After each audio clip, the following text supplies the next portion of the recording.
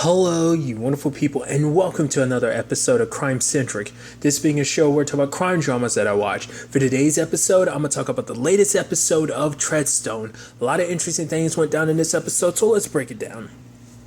So an interesting way to kind of start the episode off is the whole Matt situation, which I think is interesting because that set up something that's not quite dealt with over the episode. Because obviously, because we know that Matt's heading to Amsterdam to meet up with that, dude, because basically he wants to basically turn on the CIA because he knows they're into all this like international crime stuff. So it's like he needs outside help to basically bring them down, which we know Dan is listening in on that conversation, which we never hear him bring that up to Ellen because obviously he knows Ellen has a soft spot when it comes to Matt. So that's probably something he's getting taken care of offhand in some other shape or form without letting Ellen know until probably it's all said and done. But all of this kind of forces his hand because it's like, well, all this Treadstone stuff is going to get, brought out to the light of day and all the shady stuff the CIA's been doing. All right, well, Ellen, going to bring you into the fold. Fact of the matter is that Treadstone stuff, yep, that's super us. It is super active and everything, which Ellen's kind of pissed and everything because it's like,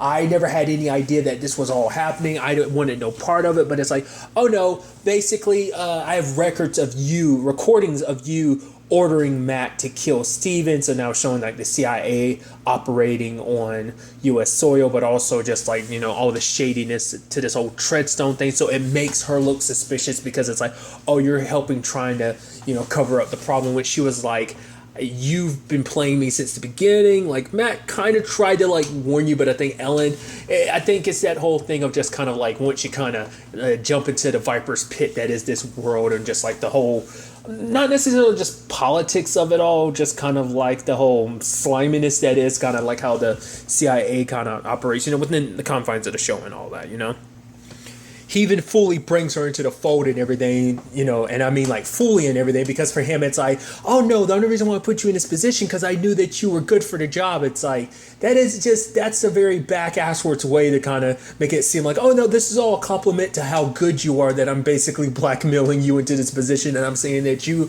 are made for it. That's the only reason why I'm going as far as blackmailing you. It's a very messed up way to go about it, but he kind of shows her like the full scale of the operation. This ain't no small scale thing. Obviously they have operatives all over the place, and now it's just making her realize like, Jesus, Dan, like what the hell have you got me mixed up in? Like what's going on here? And that's going to be a whole thing, is diving into the episode, especially when Dan kind of admits like the full scope of just how deep this runs. And because like you can never tell like how, like, because obviously like I said, it seems like this involves a lot of people. Obviously we know this involves Yuri, it involves Senator Ray, but now we kind of piece it all together that in fact they're actually, I mean, in the grand scheme of things, it makes sense that they were involved with the whole Quan thing, just because obviously this is all connected to obviously Yuri and Shin's, try his coup that he's running in North Korea, and it makes sense because Quan was someone they needed removed from the equation, and it seems like, oh, like the CIA is the one that kind of set that up, or at least played their own part in setting that up, which is interesting. And there's that whole complicated thing of like being a part of an investigation, so you can make sure you steer stuff away from you, but also, well, not just yourself, but everyone involved. But I think it's just, it's interesting because it's like he brought Ellen and them all in, especially Ellen and Matt, into this whole operation, considering the fact is that you were literally behind the whole killing Quan thing. So I just thought that in itself was, fascinating. Because the way Dan tries to explain it, that basically like, oh, this is all about keeping America more powerful by any means necessary. Like we kind of have to do this dirty work. But as I brought up before, like Senator Ray was kind of pushing stuff, like maneuvering stuff that kind of, I was like, I thought it was more so just about his own situation, but I guess in the grand scheme of things, it's like all this is for the benefit of our country. But I guess like it's also because it turns out this whole like deal with Yuri and everything was because Yuri was supposed to be setting him up in a situation where Quan gets removed, and with Shin in power, North Korea will kind of be a little bit more open with trade and stuff like that. But obviously Yuri was lying, because obviously this has to deal with Stiletto 6, which Dan claims him nor Senator Ray knew anything about a warhead being involved in all these trades and stuff like that. So I mean, that's kind of like this, international level, spy espionage stuff of just kind of like not everyone getting the information they knew. Like, oh, we have all these big players and big powerhouses doing all this stuff, but and secretly, like, even from their eyes, certain things, right? I mean, once again, they claim to have nothing. I mean, at least definitely Dan claims to be that way. Whether that's true or not, who knows? Senator Ray, who knows? You know, considering everything else you've done, you can't really be. It's understandable if people find it hard to believe that you had no idea about this whole Stiletto 6 being kind of caught in the middle of all of this, that basically Russia selling that to Colonel Shin, which, you know, so. Then there's the whole situation with Doug, obviously pretending to be Vincent. That whole conversation between him and Sam was really interesting, especially because it's like the whole, you know, once again, kind of backtracking to the beginning of the relationship for him. He's like, oh man, I thought I found the woman of my dreams. I'm so in love. But it turns out that's all a lie. Basically, she put him in a position where, like, she kind of let him kind of spread his wings a little bit, kind of when, because basically she didn't want his entire life to be based off this fake life that she built for him as Doug, like, obviously, like, you know, this fake persona and everything. She didn't want that to be everything for him. So it's like, okay, so I watched you for about a year. I want you to go out there, kind of live your life so that, you know, some experiences, like, everything going forward wouldn't just be 100% the program. She wanted, like, the identity to kind of have some version of him, you know, some basically that he acquired some personality of his own past the programming in that year. That's kind of what she was kind of hoping for, which he took that a lot better than I would have, I think. But basically, he's like, oh, kind of being all cute and romantic, being like, oh, you shouldn't have waited that year, because obviously it's kind of saying, like, despite everything, I don't regret us, you know. That is kind of like the silver lining for him, you know. And I think the same thing for Sam. The silver lining for everything that they've been through is, you know, that they have each other. So despite it kind of all being based on a little bit of a lie, well, not a little bit of a lie, quite a bit of a lie. So it's just an interesting circumstance. And obviously Sam's going on a cover, you know, going back in to, you know, try and find out what's going on with this whole Treadstone thing. Well, Doug, being still playing Vincent, has to continue the orders and stuff like that. It was interesting because I feel like that's such an interesting point to kind of drop this info on us, that there are pills that can block the programming. That was interesting. Like, as long as you have the pills in your system, you can block any, like, programming, whether it be music, you know, the song that's triggered them, or even just seeing the red circle. So even subliminal stuff like that won't necessarily work on you. So I was like, oh man, that's so fascinating. But like I said, it's such an interesting point to drop that now. But, you know, maybe that could be something, wink, wink, nudge, nudge, that could potentially have some effects going forward. But, you know, we'll kind of get to there when we get there. But nevertheless, Doug looks into his target, and it turns out that basically he's going after the leader of an indigenous group. Because basically this is all about mining, and there's an indigenous group there, and their leader, the tribal leader was kind of like, no, he kind of stood up and was kind of pushing back. He not just only tried to push back, he did push back against all, you know, mining. So obviously it's that whole thing of like, all right, so more of a control and money and trade type of situation of like, oh yeah, go kill this guy. So, if, you know, whatever opposition that this mining is up against will be wiped out once he's taken care of. So it's just kind of like, it's just more, and I guess that's the sad situation of it. Like, situations like this are simply, it's usually because it's about someone lining their pockets with money. So, and so how easily it is just like, oh yeah, pointing a gun in this direction. I mean, that's kind of crazy, because even, you know, because Ellen, I skipped over, but Ellen was kind of bringing up like how super illegal it was. I mean, you know, it's like, because, you know, the CIA is literally doing a whole bunch of stuff of what is legitimately stuff that would get wars started. But obviously they kind of have like the deniability, because it's like, oh, we have these super secret agents without even putting our own secret agents out there as CIA operatives. We have these almost regular folks with these regular backgrounds backgrounds who are actually programmed CIA agents that, who are essentially hitmen. So you got a whole bunch of like basically 47s running around the world who are, waiting for the right trigger to become 47 and just do the whole hitman thing. It's just crazy to think about. And like I said, just when you look at like the map and just the scale of like the operation and everything, it makes sense in the grand scheme of things, but just seeing it, like the little dots all across the map, it's just, I don't know, it makes it more tangible, so. But obviously, because Sam sent back a message of like they don't trust her, which I'm kind of wondering, like, like who's to say that's 100% Sam? That could be someone else. Kind of, I would assume it was still Sam, but part of me wonders is like, I kind of get the inkling like, that storyline's not going to end well. Like the whole Sam and Doug thing, and like things might not end well on her part. We'll have to wait and see, but. The movies kind of have shown, once again, of the ones I've seen, have kind of shown that that's not always, like a love life situation doesn't always work out when it comes to this whole Treadstone situation, Which all that's kind of a, Sam and Doug thing is complicated, but then we circle back to what is Petra and John's situation, which is even a weirder thing because it's like, obviously she's setting up the meeting with Yuri, and then like, they're talking about basically like, especially for her, because she's talking about like, obviously like, she never thought she would leave Russia, that basically after years of service that she retired peacefully. That's kind of what she wanted. That's what she kind of dreamt of. That's what she kind of thought was kind of expected. And now it's like her life is taking a different turn. And, the whole talks about like where they're going to go. Like, it still surprised me that there's an us between them. It's like, it's such a complicated kind of nasty situation, just, in the grand scheme of things of like love born from brainwashing, it makes it makes it quite twisted when you actually think about it. So, and then there's the whole situation when they were in front of Yuri, because obviously the whole point is to make it seem like, John is back to being like under my puppet, the person I can control. He's back to being, mine again. And, Yuri's kind of like getting Petra to slap him and smack him around. And then him and Petra are about to bang it out in front of John, which John's kind of looking, and obviously, Petra, you can just tell from her, the way Yuri's kind of getting on top of her and everything, and just like the way he's kissing her, and she's kind of like, do we really have to let John, does he really need to be here to see that? Because I think, there's a part of her, it's like, like obviously,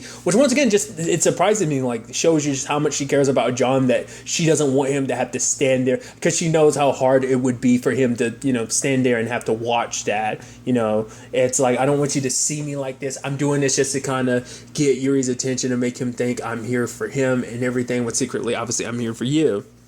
Obviously, John runs into Meisner, but Meisner's like, I'm not going to take any chances again. I mean, you literally almost killed me last time, so let's make sure that the program's still 100% intact.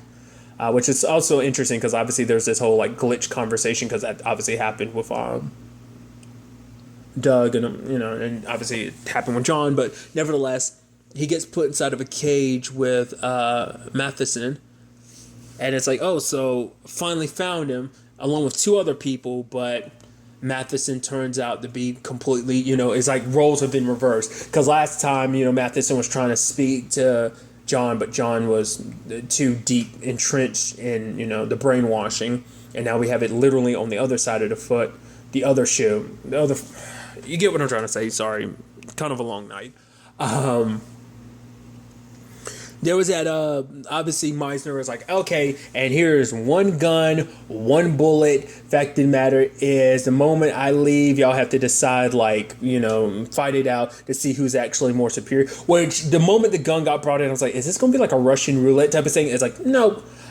Which, I mean, I guess to a certain extent, you can almost think of it like one. It's not an apt comparison, but you can bring some similarity to it when you think about it. But all his attempts to reach Matheson don't work, because it's just the brainwashing is made. So he's like, I don't remember you. It's like, why don't I remember you? It's like, this is the name of your wife. This is the name of your kids. All of it means nothing. But when it was all said and done, Matheson did seem to remember. Granted, it is funny that it ended up happening after John shot a bullet near his head, because it's like, I will pull the trigger on you because I can't let you. The fact is, you've been programmed to do something like after what they put you through and made you into. I can't take the chance of letting you kind of live. But even despite all that, he couldn't bring himself to kill Matheson, which obviously, once again, you can make comparisons to the whole situation with Doug. Doug being like, I'm not a killer outside of like this whole like, being, programmed to be one thing. So it's interesting. But obviously Matheson starts to remember a little bit more and more. And then like, John was able to get through him, which part of me was like, that was a little too easy, don't you think? Like you being broken through to didn't come that easily, but maybe it's supposed to represent the fact is that obviously because the programming is still so newish and flawed that it can be broken like that. I mean, to be fair, once again, John's situation was a little bit of an exception. Like it was kind of a bit of a glitch. Enough of one to kind of allow him to break free. To be fair, he's very strong-willed and whatnot. Hence why Petra picked him in the first place, but they're kind of running through. They're kind of blasting dudes. I'm still kind of like, yeah, you're putting up a good fight. They're shooting at you and everything. But part of me is like, is this all part of some plan? I mean, they go to rescue the other two, but one dude wants to go, but the other dude doesn't want to because he's like, oh, the woman with red hair promised she'll come back. And John was like, wait, what did you say? She's like, she promised if I stayed here, she'd come back for me. And which John's like, does she come visit you? Because now it puts it in his head like, wait, is Petra still playing me? Did I think that Petra was on my side, but now it's like, oh, because I think it also shows in his mind like, wait, we are just pets to her. Like she bounces from one person to other. It's like she seduced and used him as part of the program, but maybe she did the same thing with John. And maybe with John, they failed. There was true love in that regard.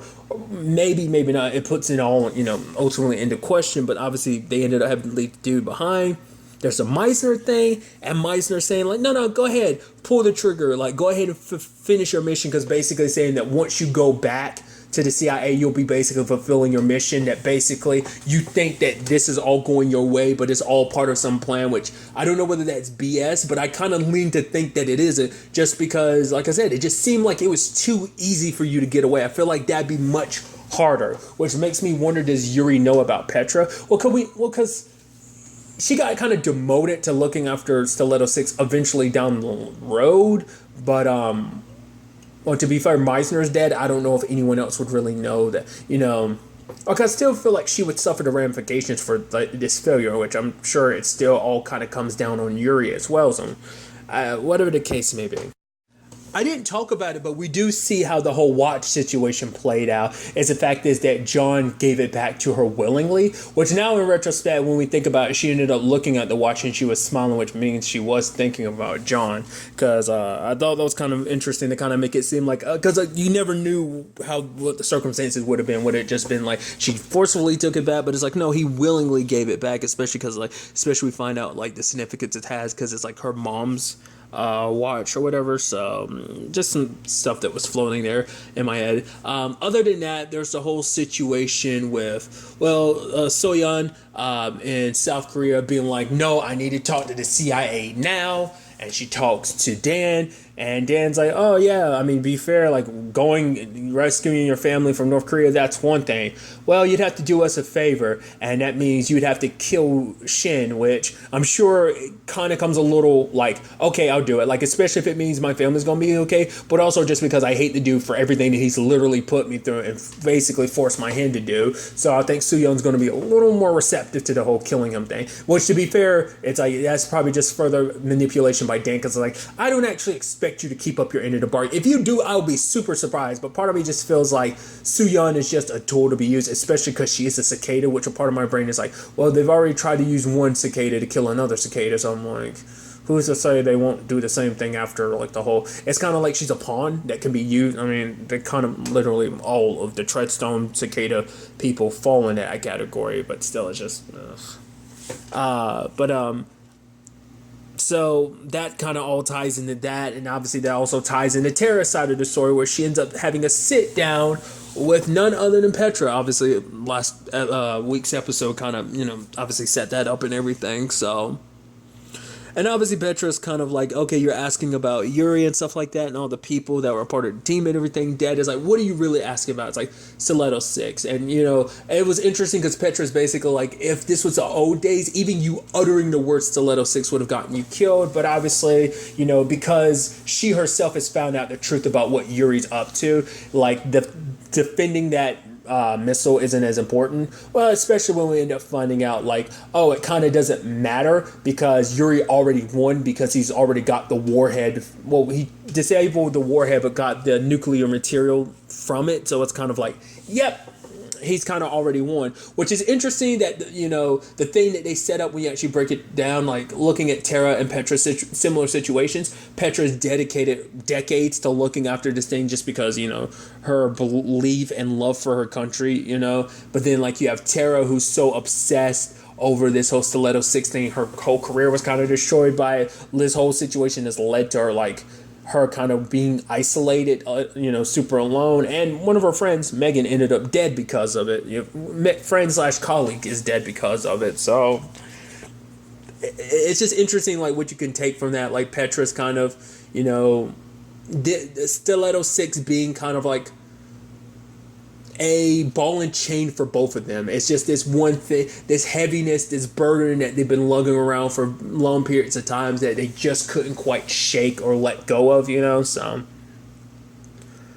But what was interesting is that Petra brings up the fact that she references like a sub that went down, and it's like, oh yeah, there's like 34 like nuclear warheads or something that went missing, and it's like, while you're thinking about your story, Tara, basically think about that basically this is the world we live in, where it's like you think you kind of scratched the surface on something. It's like, oh, you're focused on this one warhead, like, oh, your career and stuff like that. The fact of the matter is there are so many buried secrets amongst different, groups. Obviously, she knows this as, part of the KGB, but like there's certain things that probably like kind of hinting that the fact is the world we live in is there's so many dangerous things that are going on that you've obviously scratched the surface only on one of many, because it's like those warheads have been missing for decades as well, so I just thought that was kind of an interesting thing.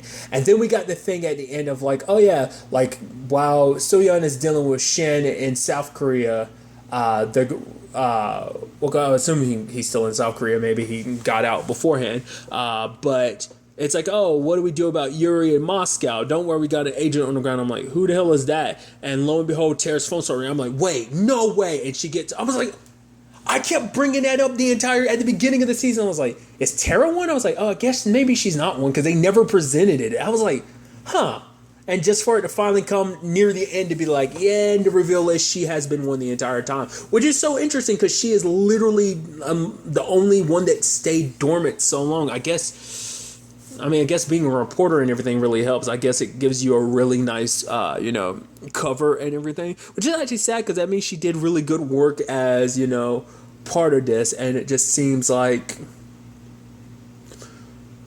It makes you wonder, has there been instances of it kicking in that maybe she wasn't aware of and as us as the audience haven't been aware? I wonder, has that been something they've kind of cut away from and shied away from, or maybe just she hasn't been activated this entire time, I guess, unless completely and utterly necessary, which is interesting because that means they've been, because we know that she talked to Matt last episode, which obviously they were tracking Matt, but I guess they've always been tracking Tara, but I'm curious to see what that ends up being, what that ends up turning into. Like I said, it's such an interesting late game reveal. That's why I was just kind of like, oh, I guess she's just a regular reporter. I guess I shouldn't be too surprised. It's literally every character we follow is one. I was just thinking, I was like, oh, I guess she's just the outlier. Like I said, I thought she was one from the beginning, but it just never came out. So I was like, oh, maybe it's, and lo and behold, here we are. So either way, I'm interested to see where ultimately all this ends up taking us. And next week's episode is going to be the season finale. So it's going to be interesting to see how this all potentially gets wrapped up. And depending on how everything plays out in the season finale, it's definitely going to be interesting. Obviously, there was that whole conversation with Matt and Ellen about like, oh, you choosing a side. And it's like, I guess this is her technically choosing a side, but maybe not. We'll see whether she really sticks with it next episode or not, especially with all the complications that are going to come their way with all of this. So we'll ultimately have to wait and see. But really, that's all I want to talk about. Till the next time we meet, be happy, be safe, live life to the fullest, and enjoy it. Good day and goodbye.